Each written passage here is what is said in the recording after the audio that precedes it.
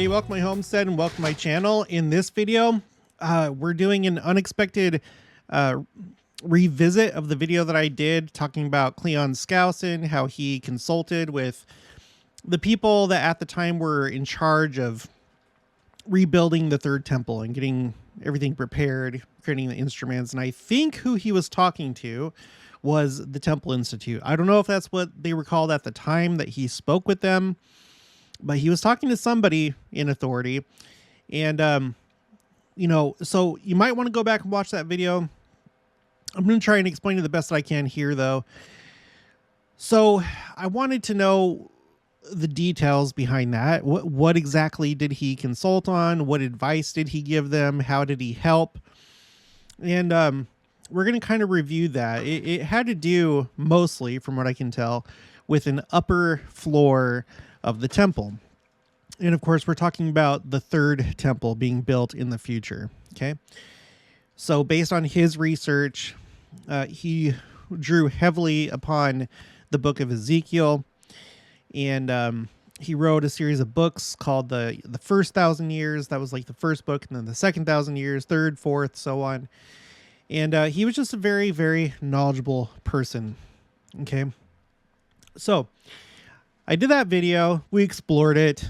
We kind of looked at the temple and noticed that there's some other rooms and stuff in there that at least I didn't know about them. We're going to look at that again. And so I did that video, and then yesterday, Sunday, I was just kind of scrolling through Facebook, and the Temple Institute posted this video, which they made a while ago, called Third Temple Plans, in all caps. And this caught my attention. Okay. Down here it says the third holy temple plans have begun. And you can see that there's like this animation right here of how they envision the third temple. So I was kind of blown away that I had just spoken about that.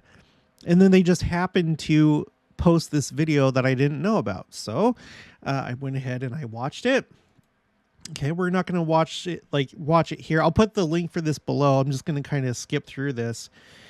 But you know, here you have the plans, the schematics and stuff, and I was like, okay, cool. So that's what it looks like. And then they have this 3D model, a 3D model I wish was available, by the way. I'm trying to get what I can. I'm trying to actually get one for Solomon's temple, because there's pretty significant differences between Solomon's temple, Zerubbabel's temple, whatever, and the Herodian temple. So, excuse me. Okay, so here's what they envision the third temple looking like, and this is how they have it planned. Okay, and you go here, you go through the front door, and you're immediately inside the Ulam. What's the Ulam? Well, I got my BYU Virtual New Testament up. The Ulam. Let me go out of the sanctuary. Stop right here, please. Turn around. So here you have the altar. There's the entrance to the Mikdash, or the area that encompasses the Holy of Holies and the Holy Sanctuary, or the holy place. You go up these steps, and before you pass this veil right here, you have this hallway. And BYU, and this isn't a criticism, they didn't really fill this part out of this model, but this is actually kind of an important part of the temple, the Ulam. So let's go back here. So in the third temple, you can see, and this is how it was in the time of the second temple. There were these doors right here. We went to the Temple Institute website, and you can see it here. Let me zoom in. Okay, so here's the Ulam. You go in, you go up the steps, you're inside. There's a hallway called the Ulam. On either side, there's a table. And then both sides, both sides have these doors. Okay, there's a door on either side of the main door. And so that's what we're looking at right here. is one of those doors, and then there's one of the tables. Interestingly, there's a spiral staircase. Okay, a spiral staircase. Does that sound familiar to anybody with our modern temples? And then a gold chain that hangs down. Okay, let's move forward a little bit. It shows... See, I don't know exactly why, but as part of a priest training, this is a Cowan, that's the name for a priest in Hebrew, a Cowan, they have to go up this gold chain and then look at these two crowns that are up here. Now, just so you know, I tried to get to the bottom of that with no success. All it says here... Oh, I already lost it. Where is it? I'll have to do a search. Let's see. Crown. Okay. With the two windows above the entrance of the Haikal, two ornamental golden crowns were placed.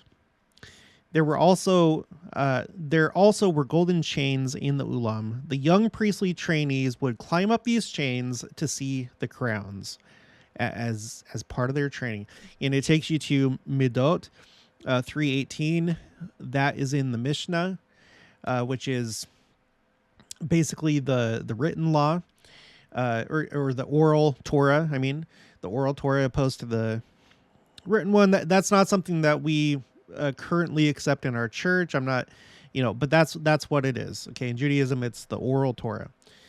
And I mean, all it says here is okay, so there were chains of gold fixed in the roof beams of the porch, by which the priestly initiates used to ascend and see the crowns, as it says, and crown shall be to Helim, and to Toviah, and to Yediah, and to Hen, the son of Zephaniah. We know Zephaniah as a memorial in the temple of the Lord, and that's found in Zechariah 6:14. I went ahead, I pulled up the Institute manual to see if I could learn anything. No, although I did find something very interesting, but that's going to be another video. I went to the verse. There's no footnotes or anything here. I even looked at the Wikipedia article about Middot, which is measurements. It's a portion of the Mishnah. Anyway, whatever. But there's these crowns, okay? And in the third temple, they actually show it here. You see that? Now, these ones aren't all golden. It looks like there's some purple material on the inside, but they are planning on having two crowns. And I'm going to say that I could see this as symbolic, very symbolic on a few different levels, especially when thinking about our modern day temples. When you think about kings, right? And you think about the temple. So maybe just think about that. And there's two. But anyway, that's just part of it. That's not the main point of this video. So you go down. Okay, here's the other side. Here's the marble table. So there's a marble table and there's a gold table in the ulam. One on one side, one on the other. Okay, so you go through this door, and it takes you through these chambers right here. If you go straight, if you turn left, you go into the sanctuary. You go into the holy place. So if we go back here, this is the door that we're looking at. If you go in, there's these chambers that go all the way around the outside of the sanctuary. Okay. And according to what we've read here on the Temple Institute website, it's unknown exactly what they were for. Some think that it may have been a storage area for knives, but it's not clear what it was for. But there you have it. So that's what it's going to look like once they make the temple. Okay, so you go through here, and you can either go left into the Kodesh or the sanctuary, or you can turn right. Okay, you see how there's like these two passageways? Now, this big long room is these are the what are they called? I think they're called Pershpeshim, if I remember right. I'm gonna find it really quick. Won't take long. Yeah, the Pishpeshim. That's these two really long, kind of like hallways. This one on the south side is sealed off. Only the Lord is permitted in that one. This one on the top, okay, as you can see, there's all these lines, and I was wondering, are those stairs? Because I can only assume that that's what that means, is that those are stairs. Well, I got the answer to that. I'm going to go back up here to this graphic. I got the answer to that in this video. So you move forward. Okay, so it turns to the right. Okay, the camera goes to the... Oh, no, sorry. It went to the left to show you the inside. So here you are in the holy place, the sanctuary. You saw the menorah. There's the veil. Please look down, please. And there's the table for the showbread, the incense, okay, menorah, veil. Okay, so this is the first floor. And then the camera turns back around and goes back into that passageway where the chambers are, but it goes past the chambers. And yes, it turns out that there is a stairway right here that goes up, and you can see open sky. There's no ceiling right here. Going back to the diagram. So again, you enter the ulam. Let's do it on here. So you come through here through the entrance. You go into the ulam. You turn to the right. Okay, this is the ulam.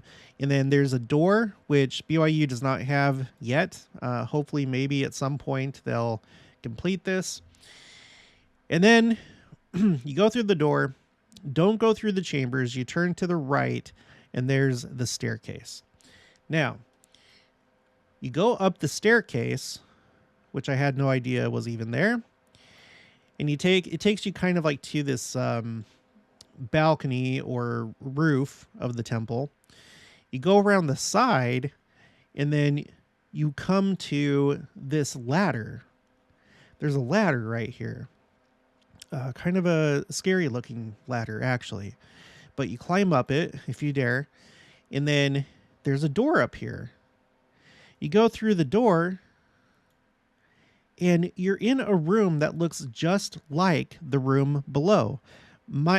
Speaking of the sanctuary, minus the menorah, the showbread table, and the incense altar. But there is a big veil up here. So, as we were reading last time, if you watched the last video, it did make mention of this room, but it simply called it the attic. It didn't explain what it was. It just made mention of it. Okay. Now, I'm going to go over here to the Cleon Skousen video again to tell you so we can remember what he said. So he had been talking to some rabbis and people involved with this project. He said, oh no, I got all the plans and stuff. And so he met up with them again, and they said, okay, they said, but look, you've got 2 stories here. And I said, that's right.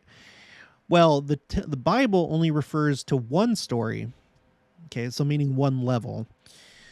And Cleon says, I know, but Josephus said there was another story on top of it, just like the first one.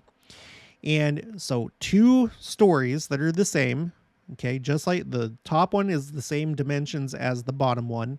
In fact, we did look at this. If you scroll down, you see this right here, okay? You have this upper empty room, but with a veil, which they don't portray here on the website. And then underneath, you have the sanctuary and the Holy of Holies right here. But if you take, and I guess this portion right here would be those chambers, and then this would be the ulam. Okay, but if you're looking at this entire area right here, you basically have 2 rectangular areas, one stacked on top of the other one. And this is what Cleon Skousen was saying needed to be here, is this up here, this second level. So, okay, so he said, I know, but Josephus, which was a very, very famous Jewish historian during the first century, he was forced. My understanding is that he was forced to work for the Romans. They wanted him to do this, but it's a really good thing that he did, because we have so many details because of Josephus. Josephus said there was another story on top of it, just like the first one, and the stairs in the walls led up to the top. Okay, so we just went up those stairs, and they said, what would be in the upper story? And I said, that's where the veil is. And they said, oh no, that's the door on the first floor. And then I said, Cleon Skousen said, the door is only about 6 feet wide on the first floor, leading into the Holy of Holies. You don't need a 30-foot veil for that. Okay, now this was where I got a little bit lost, but now I know what he was talking about. Cleon Skousen, I believe, was referring to the first temple, of which I have a 3D model. It's kind of basic. There's actually one that's been made by a member of the church for somebody else that's also, I think, a member of the church. Well, yeah, he is a member of the church. And I'm going to see if I can get access to that model because it looks a whole lot better. But the website, if you want to check it out, Messages of Christ. Okay, he's the one that requested. Have you ever, maybe you've been to that website that has 3D. In fact, it's called, I should have pulled this up, 3D Latter Day Temples. I think that's what it's called.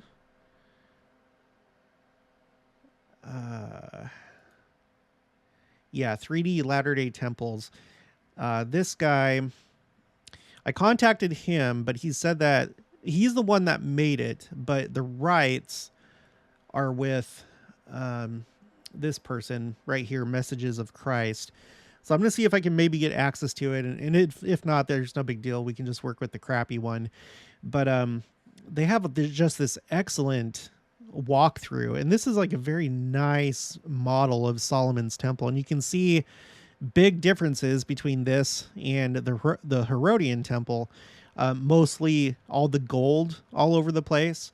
You'll notice that there's a bunch of menorahs in here, and it talks about that on the Temple Institute website, that during Herod's temple there was only one menorah. During Solomon's temple, I think there were 11.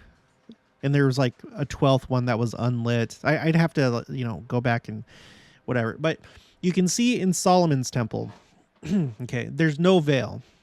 There's no veil in Solomon's temple, neither for the entrance to the sanctuary or to the Holy of Holies. It's actually solid doors. And you can see here, yeah, it looks like it's probably about 6 feet. I don't know. It's hard to tell from this animation, but I think that this is what Cleon Skousen was talking about. Okay. So you have this small door. And then up here, if we go back to the Temple Institute animation, you have this big 30-foot veil up here. Now, it looks like what they decided to do for the third temple, they're going to have a veil for the bottom floor and for the top floor. Okay, unless something changes.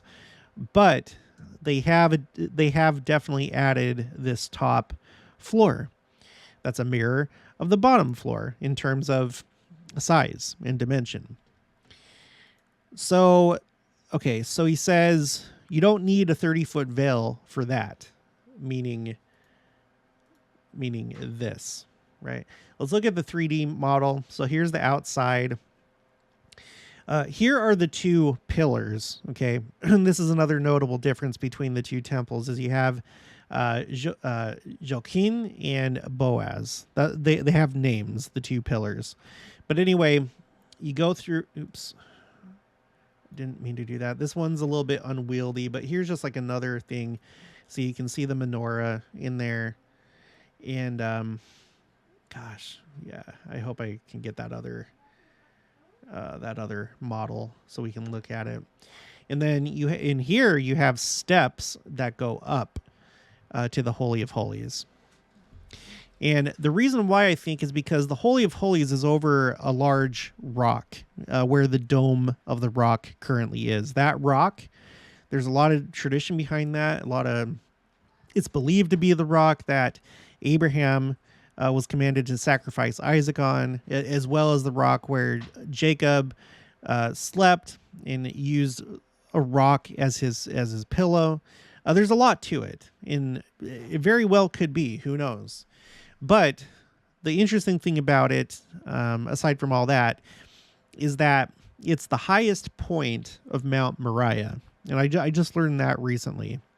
So it's the highest point of Mount Moriah, which is the mount that the temple is on, or that it will be on and has been on in the past. All right. So I know it looks very Egyptian. Don't get caught up with that. Wings and stuff like that, it's symbolic. So don't think that the ancient Israelites or the Jews have ever been polytheistic or Egyptian or whatever. Although I'm going to do a separate video because these temples, the ancient temples, resemble ancient Egyptian temples, and we have a unique explanation for that in our church, in the Church of Jesus Christ of Latter-day Saints. I was about to say in the United States. We're going to talk about that some other time. But anyway, here you go. So that's that. There's also another one here. This is a different model, but I'll put this video and these channels in the description below so you can check them out. But here's just, here's another view. Okay. So, going back here, I lost my train of thought, but yeah, it looks like what they decided to do with the third temple is have two veils, one for the top, one for the bottom, but they did do this top room. Now, if you go to the BYU Virtual New Testament, okay, let's go. What are you supposed to click on? I think you click on this right here, pulls out a little scroll. I meant to show this in one of the previous videos, but I just forgot. It's called Temple Upper Chamber, because you can go to all these different places quickly. So Temple Upper Chamber. So on their rendition of Herod's temple, and you can't look around, it's stuck on this one thing. You have this upper chamber that's above the Holy of Holies. And according to BYU, and I have no reason to doubt that they're wrong, it says once every 7 years, the high priest was to inspect the most holy place through an opening in a room above. If repairs were required, the workmen were let down through the ceiling in a cage so as not to see anything but what they were to work on. Okay, so that's interesting. So this is above the Holy of Holies. If work needs to be done, you go down through these holes in a cage. You don't look anywhere that you're not supposed to. And yeah, and then you do your work.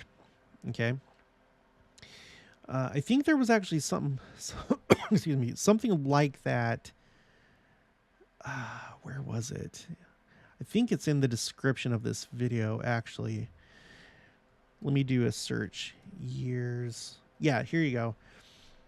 So they say in the description for this video, at the end of the passageway stands a special ladder.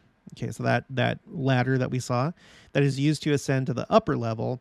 This level has a very high level of sanctity. One opinion maintains that it is only entered once in 70 years for maintenance purposes. So that's a little bit different from the 7 years that BYU says. It does say that this is one opinion, so they may not know exactly, but that's interesting. That's interesting. And as far as I know, they don't have an explanation for that upper room, but I'm going to show you something really interesting. Okay, a comparison between these ancient temples and our modern day temples. Because when I saw this, in fact, I think I first had this thought when I was doing the last video. You know, you look at this, You have these two identical floors in terms of the outer dimensions. And I was thinking, you know what? I've seen that before. Where have I seen that? The answer is right here. I'm going to zoom in. Okay. We're looking at the Kirtland Temple. And this is a BYU article. I want to read some of it. We know that the Kirtland Temple was the first temple constructed in this dispensation since the destruction of the... Well, I can't say that for sure. Let's see. You had the first temple that was destroyed in about 70, somewhere around 70 AD. The Nephites may have still constructed more temples in the Americas, potentially, most likely. So we don't know when the last temple was made specifically. It was probably a Nephite temple. There could be other things that we don't know. But anyway, the point is this is the first one made in modern times with the restoration. And you'll notice that what you have here are these two rectangular rooms, one on top of the other with the same dimensions. In fact, you even have these stairs in the front of the building that are similar to the stairs that are found in the Ulam, right? That's interesting. You know, you look at the steeple and stuff, and that looks it looks like a Protestant church, and, you know, and that's fine. But that doesn't take away from the very essential measurements and dimensions of the temple itself. And it's very curious. So you have the bottom assembly room, which is the chapel, and then the upper assembly room, which was for instruction. In the Kirtland Temple, the endowment had not been revealed yet. So there were no endowments that were going on, initiatories, endowments, baptisms for the dead, and nothing like that. Those ordinances were not here yet. So this was being used, just like it says here, like a place for assembly, for instruction. Okay, so let me just read a couple things from here. Did I highlight anything up here? No. Oh, by the way, this is by Richard O. Cowan. Oh my gosh. Richard O. Cowan. Do you know what Cowan probably means? He very well could be somewhere distantly related to the Cowan or the Kohanim, because, like I've said a billion times on this channel, the priests, in order to maintain their identity, from what I can tell, they've maintained it with their last name, which is either Cohen, Cochran, Kaplan, Cohen, in variations like that. So that'd be interesting, Richard O. Cowan, if you're watching this. Maybe you know if you were descended from the Kohanim, or Aaron, in other words, the brother of Moses. Okay, so the revelation instructed that the house should not be built, quote, after the manner of the world, but according to a pattern which would be made known to three brethren whom the saints would appoint. Now, again, you look at this and you're like, oh, it's just a church. You know, it just looks like a big church. No. And hopefully you can see this now, and I'm seeing this now after learning about the two levels of the ancient temples. Okay, this is an ancestor temple, or this is a descendant of those ancestor temples. Essentially, the dimensions may not be specifically the same. I'm not sure. I didn't go that far with it. If the dimensions are the same, they wouldn't be the same as the entire thing here, but maybe possibly the Holy of Holies and the... Well, I mean, I don't know. Like, if you look over here to this right side, it could be that it matches up with this, the Kodesh itself. Okay. So I'm not sure. But you can look that up if you want to. Okay, so specifically, the temple's quote-unquote inner court, the main interior space, would have two levels. The main floor would be a chapel where the saints might fast, pray, and partake of the sacrament. The second floor was to have another large room to serve as a school for those called in the Lord's service. Hence, the main spaces in the Kirtland Temple were intended for activities that were about the same as the same as what was typically taking place in most church buildings at the time. Now, we know that the Lord likes to work in stages, so I wouldn't worry too much about that. I think this is the upper floor. Well, I don't know, because it almost looks like it's looking out the windows. Anyway, I was going to make a point with that, but I might have to reserve that for another video. But here you have the inside. I'm not sure. I need to know. Interior plan of Kirtland Temple. Let's just look at this really quick.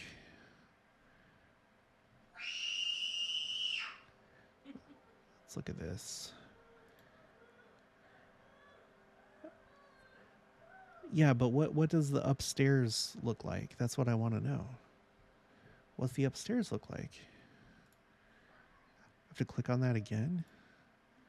Sorry, bear with me.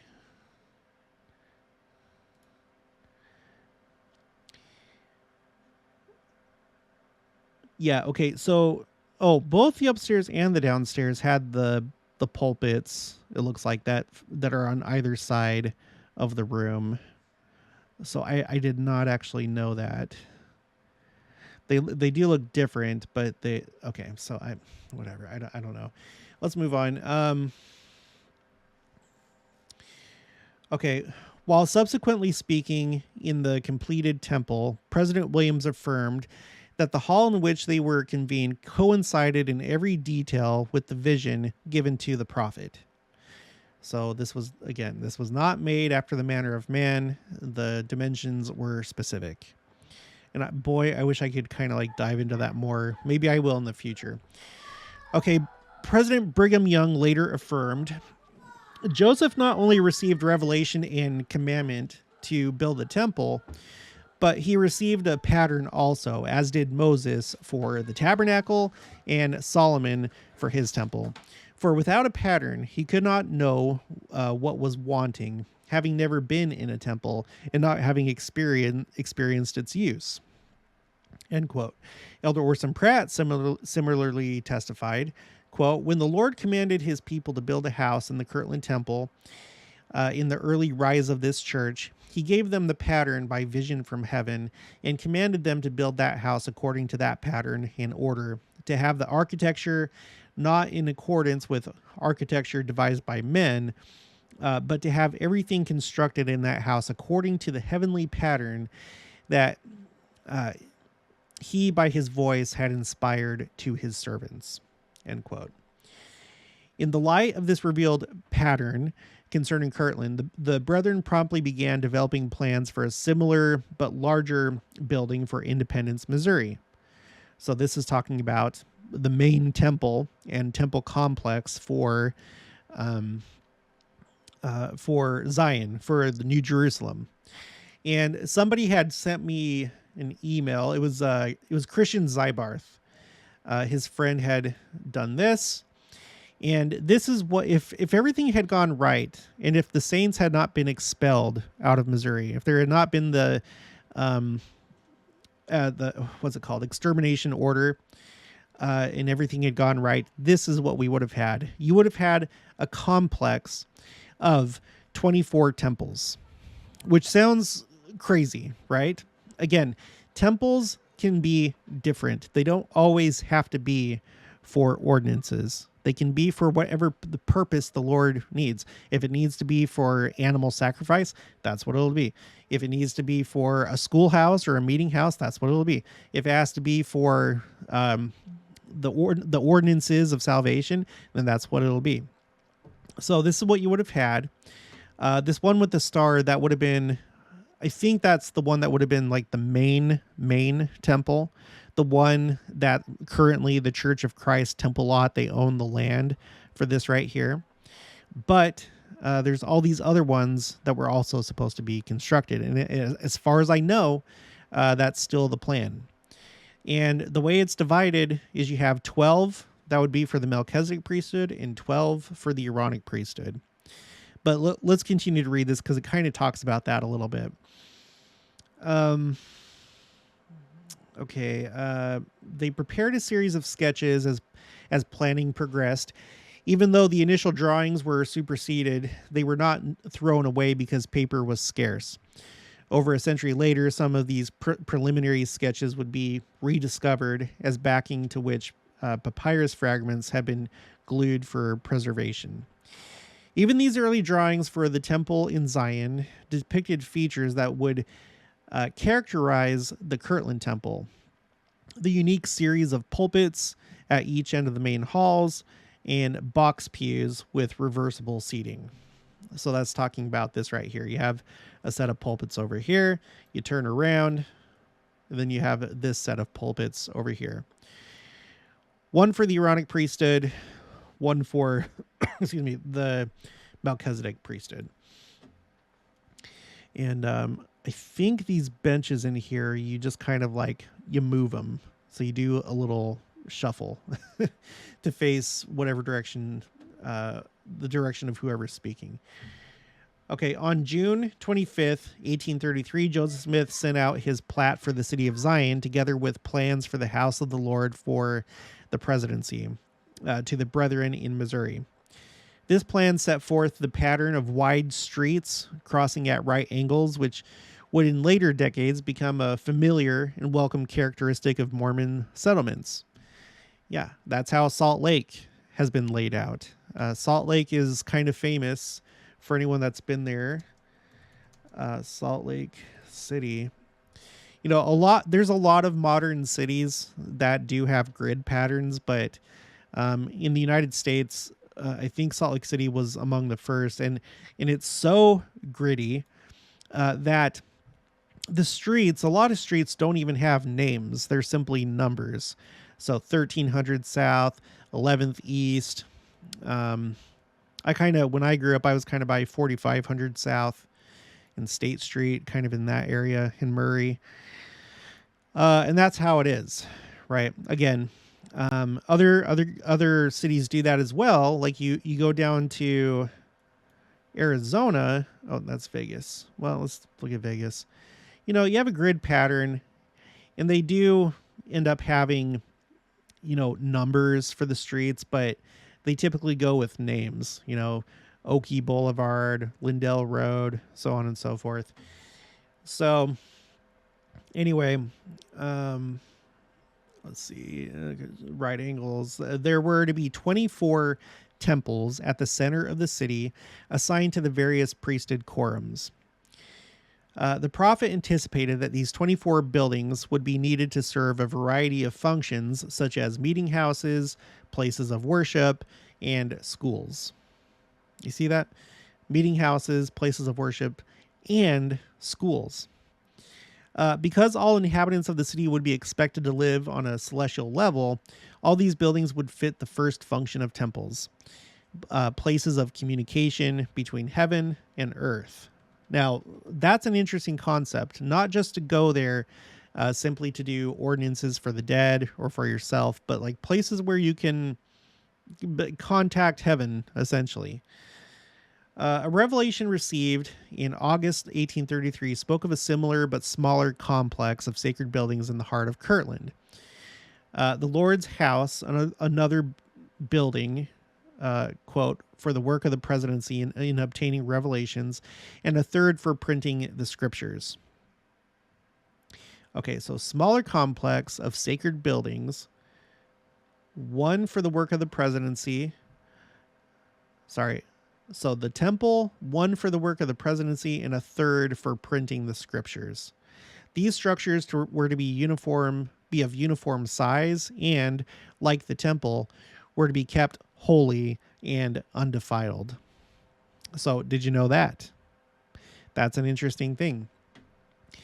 In fact, that's making me think about, let's see, LDS, the church administration building. Because it seems to me like that had 2 floors. Here, let's pull this up. I've never thought about this until now. You look at this building, and it looks like a temple. It even has the rectangular shape, although I'm not too clear how many floors it has. If we're to go off of these windows, it looks like it has maybe 4 or 5 or more. Does it say here how many? Okay, width. It has 5 stories. All right, 5 stories. Anyway, okay, let's go back here.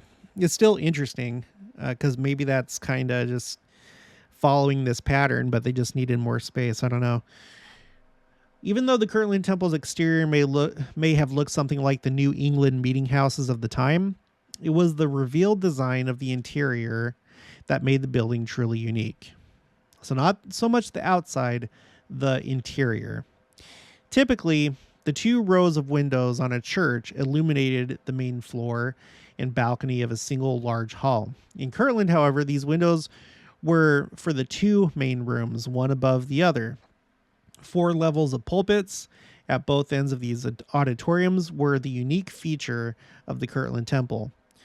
Block wooden initials on these pulpits helped church members to understand the relative authority of various priesthood leaders, with the Melchizedek at the west and the Aaronic in the east. And, that makes sense. You go to the Temple Institute here, you have out here on the outside, on the east side, you have the priests, you have the Kohanim, which are the sons of Aaron, who was of Levi, and the Levites doing their stuff primarily over here, and certainly east of the Holy of Holies. But as you go west, this is where the authority is. This is the higher priesthood. This is the Melchizedek priesthood over here. If you were to assign, different areas of the temple. So that makes sense that the Melchizedek priesthood would be on the west side. All right. Let's see. I should have highlight before I leave a tab. Wooden block initials, and you know what that's talking about. You have these initials right here for the various positions and stuff like that. I don't know what they all stand for. I know that the M would be like Melchizedek, and then P would be priesthood. I don't know if E is elder, HP, maybe that's high priest, Melchizedek high priest. That would make sense. Elder, high priest, and then over on this side it's the Aaronic priesthood, so this would be deacon. Oh yeah, that makes sense. So deacon, teacher, priest, and then maybe bishop up here. Yeah, that makes sense. Interesting. Okay. So, okay. 4 levels, auditorium, wooden block initials. Okay. Seating in the main part of the hall was reversible, so the congregation could face either set of pulpits. Painted canvas partitions, or veils, could be rolled down from the ceiling to divide the room into 4 quarters, enabling a separate meeting to be conducted in each area. Okay, now we're looking at the Nauvoo Temple, and they basically maintain the same pattern. Okay, basically. You have these 2 main assembly rooms. And then up here at the very top, rooms for ordinances, and then down here, the baptistry. As had been the case in Kirtland, Joseph Smith insisted that the basic plan for the Nauvoo Temple was a result of revelation. When architect William Weeks questioned the appropriateness of placing round windows on the side of the building, for example, Joseph explained that the small rooms in the temple could be illuminated with one light at the center of each of these windows. And that, quote, when the whole building was illuminated, the effect would be remarkably grand. I wish you to carry out my designs. I have seen in vision the splendid appearance of that building illuminated, and will have it built according to the SE to the, I don't know, that's probably a typo. The temple's 2 large meeting halls had high arched ceilings, leaving space for a row of small rooms in between the arch and the outside walls. Each room having one of the round windows. The temple also would include a baptismal font in the basement and facilities for other sacred ordinances on the attic level. Okay, let's go down. William Ward, Truman Angel's assistant, later recalled how the prophet Brigham Young shared his vision. Quote, Brigham Young drew upon a slate on the architect's room a sketch and said to Truman O. Angel, there will be 3 towers on the east representing the president and his 2 counselors. Also 3 smaller towers on the west representing the presiding bishop and his 2 counselors. And remember, we just did a video about the presiding bishop. If there was a Cowan in the church that was a firstborn, then he would have the right to that position. Okay, a Cowan of the tribe of Levi, a priest of the tribe of Levi. So hopefully, I would like to see that someday. The towers on the east, the Melchizedek priesthood. Those on the west, the Aaronic priesthood. So here on the Salt Lake Temple, on the outside, it's reversed as far as where the Melchizedek priesthood is in the, but it's because the temple faces east. So it makes sense that, the Melchizedek would be on the east side because it's, it's facing that way.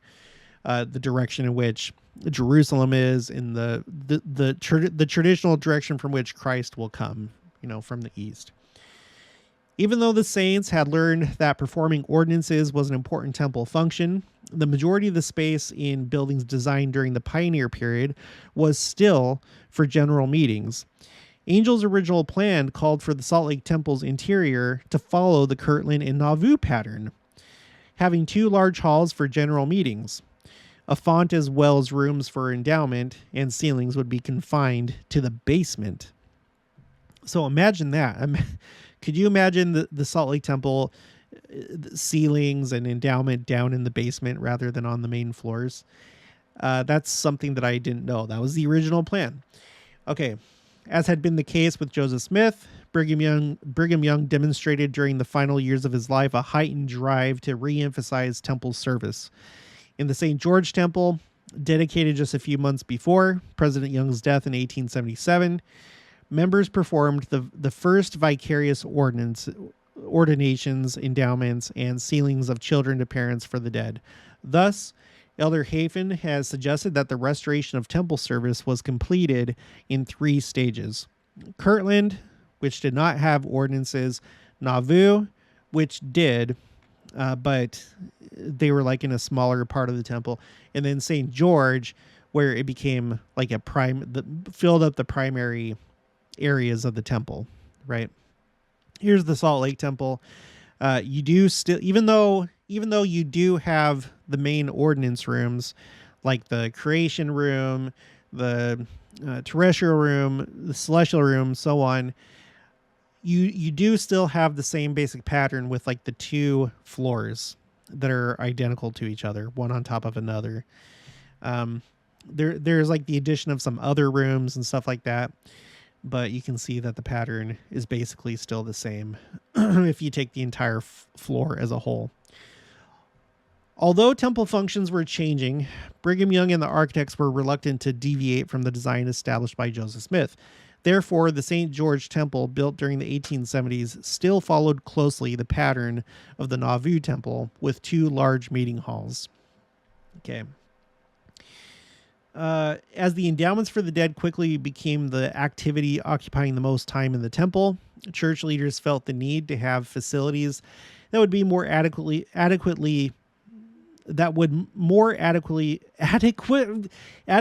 accommodate this function. That there would be variations in temple design had been made known to President Brigham Young in St. George. "O Lord," he had prayed, "show unto thy servants if we shall build all temples after the same pattern. Men do not build their homes the same when their families are large as when they are small." Came the inspired response.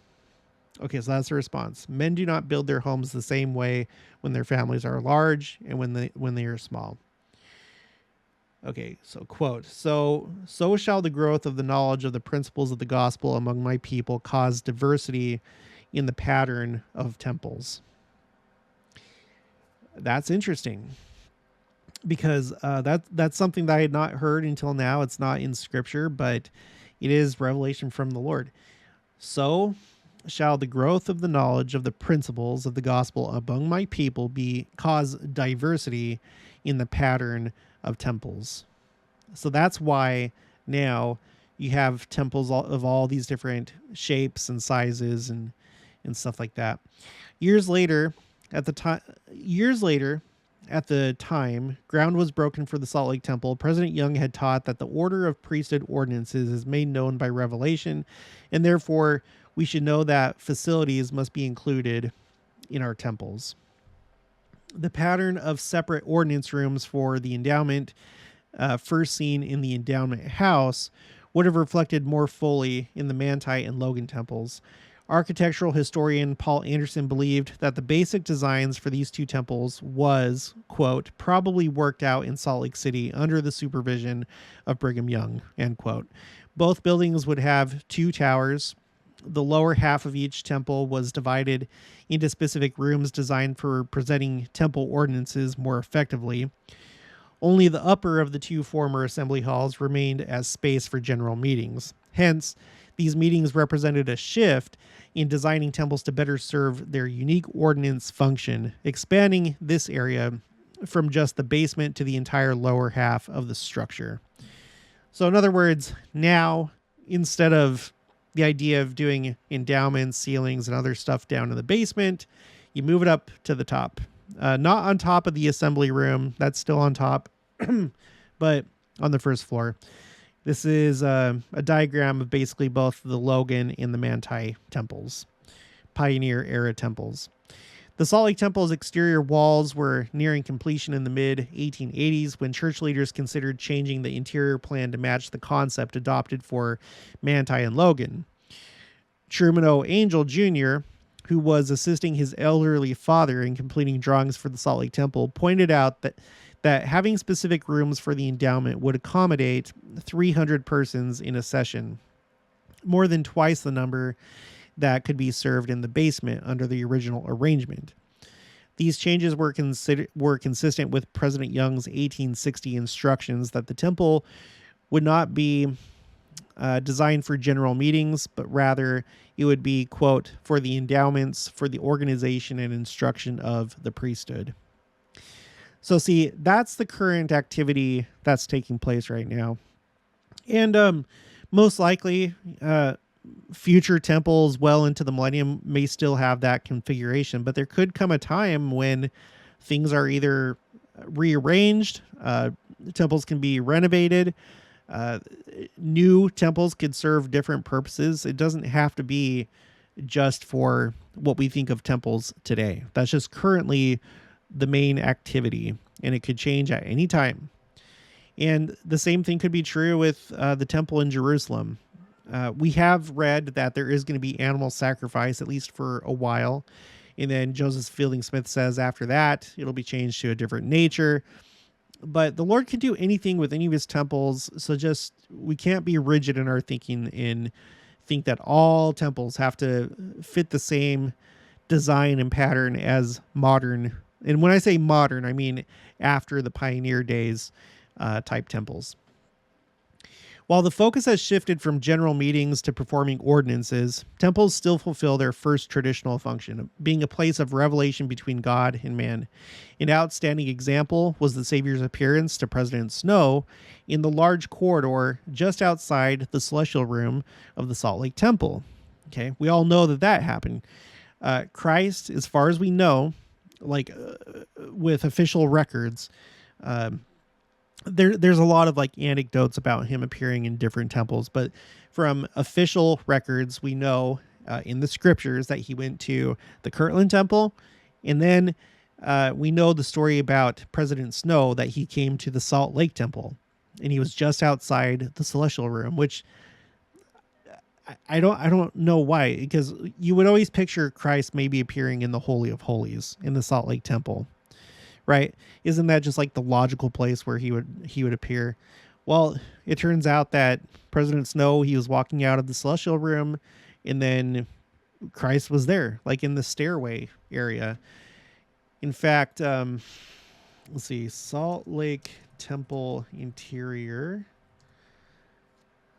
Let me see if I can find the stairway. Here, let's go to this website.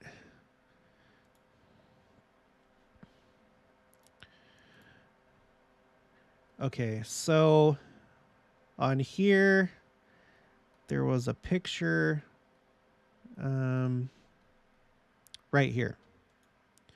So in this, oh, go back. In this, no. Well, sorry, I guess I can't make it larger. In this area, okay, because this is the celestial room over here. Came out here, and then Christ was like over here in this area. That, I mean, that's startling. You know, it's startling. So anyway, President Snow later described what happened. Okay, here's what happened. Quote, "It was right here that the Lord..." Okay, sorry. So, no, I got to back up. The Savior's appearance to President Snow in the large corridor just outside the celestial room of the Salt Lake Temple. President Snow later described what happened. Quote, "It was right here that the Lord Jesus Christ appeared to me at the time of the death of President Woodruff. He instructed me to go right ahead and reorganize the first presidency of the church at once and not wait, as had been done after the death of previous presidents. In that, I was told to succeed President Woodruff. He stood right here about 3 feet above the floor." Okay, so he was 3 feet above the floor. "It looked as though he stood on a plate of solid gold."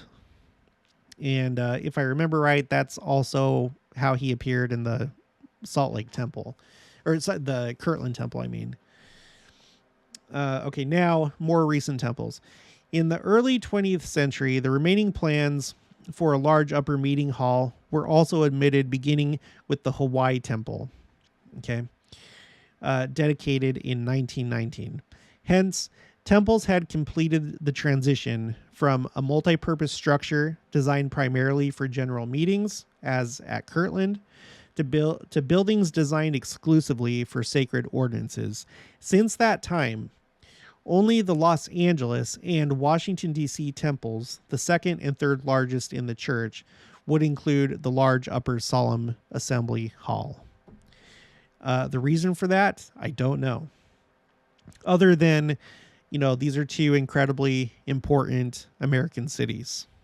The nation's capital, and then on the West Coast, the largest city and the second largest city in the United States. So there you have it. But those two do. So you have the Pioneer era temples that have them, and the Los Angeles and the Washington, D.C. temple that have them. So those temples are the ones that basically follow the original plan used with the second temple. I'm not so sure about Solomon's temple. If we go back here, let me zoom out. You know, there is this kind of like outdoor balcony type thing, but it doesn't look like it's for a second floor, although I don't know. In Cleon Skousen, I don't, it seems like he was referring first to Solomon's temple when he was talking about the 6 foot wide door, because that would have been a feature of Solomon's temple. So I don't know if he believed that Solomon's temple had 2 floors. That's something that I don't know. If you guys know, feel free to put it in the comments or send me an email if you have additional information. But let's continue a little bit more with what he said. And they said, well, if the veil is up there, what do we do on the second floor? Okay. So meaning like what's supposed to be done up there then? And then Cleon Skousen says, What that's what the Messiah will show you when he comes. And I'm sure that he's right. I'm sure that he's right about that. That the future third temple, it'll probably be changed. I'm sure that the Savior will accept this design. I always have people, gosh, I always have people that are like, no, this is not going to be the temple because it's not built by Latter-day Saints and it has to be dedicated by...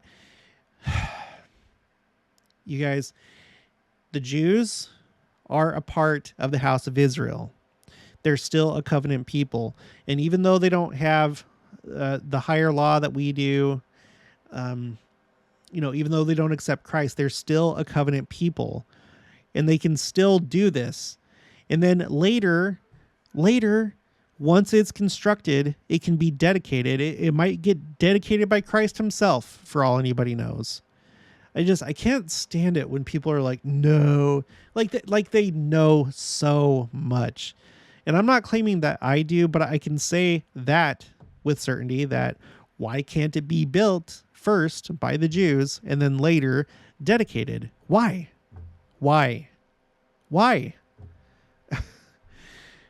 Just, oh my gosh. So anyway, let's go back in here.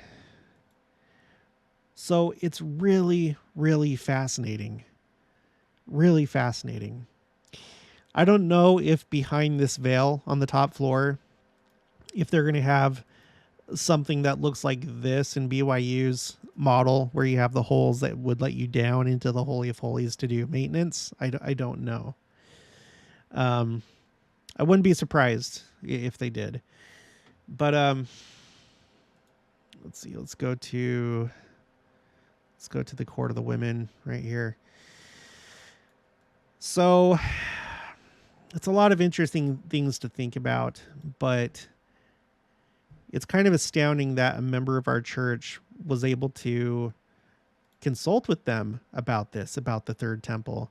It's amazing that our modern day temples, the pioneer era temples in the Los Angeles and Washington, D.C. temple, follow this pattern of the two matching rooms, one on top of another, or floors.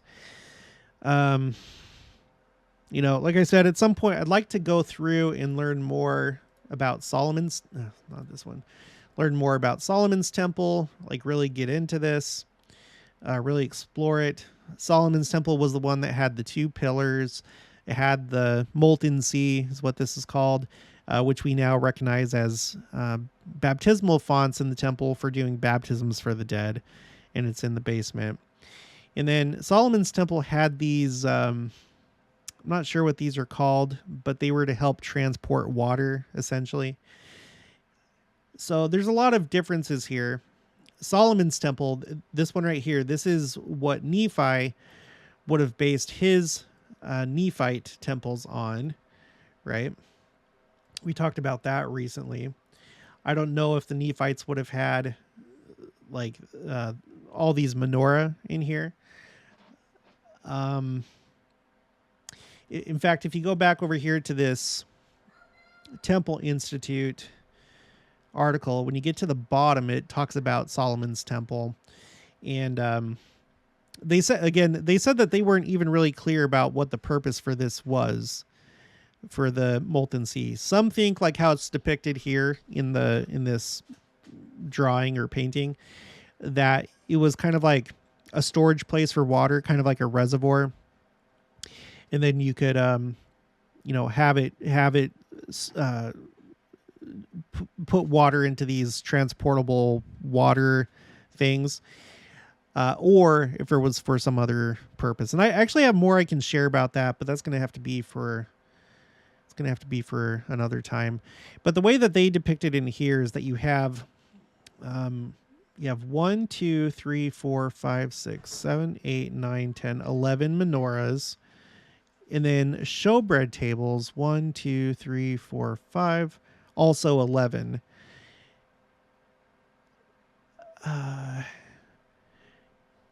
And I think it explains why. I'll save that for another video. I'm sure we'll do Solomon's Temple at some point. Also, I wanted to point out, we've talked about, okay, let's look it up on the thing. Let's see. LDS Independence Visitor Center, right there. Let's see the outside. We've talked about this a number of times, that this building right here, the Visitor Center, has been built to the same specifications as those temples that were supposed to be built, the 24 temple complex. And we get some really good information here from the Interpreter Foundation. Alvin R. Dyer, he recorded in his journal, because he was a member of the First Presidency. He says right here, first, they consulted with him, and the architect consulted with President David O. McKay, because they were aware of what had been revealed to Joseph Smith about the 24 temple complex. So they wanted to make this so that it could be part of that complex. And the part that I want to focus on here, since I've already done this in other videos, he says the proposed structure would be 2 stories high, 2 stories, with a floor dimension of 61 feet by 87 feet, which dimensions is the same as revealed to the prophet Joseph Smith as the size for the complex buildings. Okay, so here is another one just waiting to be turned into a temple someday. And we know that it will happen. Okay, let me just make sure there wasn't anything else that I missed. I don't think so. Sorry, this was kind of there's a lot to this one. The church administration building, that kind of gets me. They even have like the pillars there, and you could say, oh, that was just an architectural, decision. They just wanted it to look nice and classy. And no, I'm not so sure about that. I'm not so sure. Temple Square and all the buildings on it. I think that's kind of the pattern that major temples have. You have like a temple complex with different things, and Salt Lake City and Temple Square and in the block that's becoming basically part of Temple Square, where the church administration building is. It's kind of like, this is like a template, or it's a pattern. I think that's being followed. Okay, yeah, that's it. So I hope you enjoyed this one. It's amazing again. I cannot believe that they put this out after I did that other video. It was perfect timing. It answered those questions that I had, and now we know. Now we know what the third temple is supposed to look like, and about that upper room. So, all right, that will be it for this one. If you haven't already, please make sure to subscribe, like this video if you liked it, put your thoughts and comments and opinions down in the comments below. Also, make sure to share this with anyone that might find this interesting, and I'll talk to you guys later.